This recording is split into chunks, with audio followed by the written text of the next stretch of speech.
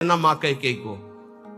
अयोध्या में कोई ऐसा प्रेमी नहीं था जैसी मां कैकेयी प्रेमी थी, क्योंकि रघुनाथ जी का वियोग, भरत जी का वियोग, महाराज दशरथ का वियोग, पूरे अयोध्या वासियों की निंदा का पात्र बनकर राम जी की इच्छा की पूर्ति की। ये माता कैकेयी है, दूसरे में इतनी सामर्थ्य नहीं थी। माता कैकेयी जितना राम जी को प्यार करती थी, शायद है उतना कोई अवध में प्यार करता हो। भगवान श्री राम एकांत में माता कैकेयी से कहा, मां मैंने पूरी अवध में देखा है कि आपसे ज्यादा मुझे कोई प्यार नहीं करता, और ये सामर्थ्य केवल अधिक प्यार करने वाले में ही होती है। तो आप मेरे लिए निंदा सहेंगे, मेरे लिए आप अपमान सहेंगे, मेरे लिए पुत्र वियोग, मेरे लिए पति वियोग, ये केवल आप ही सह सकती हैं। इतना त्याग आप कर सकती हैं, मुझे पता है, क्योंकि आप हृदय से बहुत बहादुर हैं।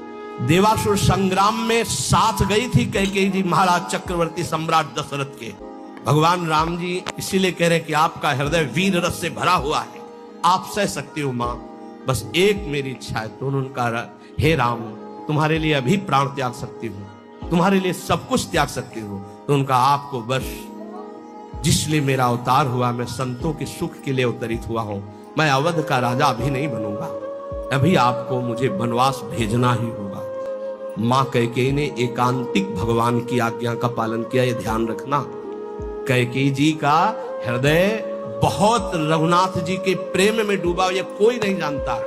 सर्वश्रेष्ठ प्रेम मां कैकेयी का, जिन्होंने अपना अपमान सहा, निंदा सहा, लेकिन राम जी की इच्छा की पूर्ति की। ये अंदर की बात कह रहा हूं। भरत जी ने कभी मां नहीं कहा।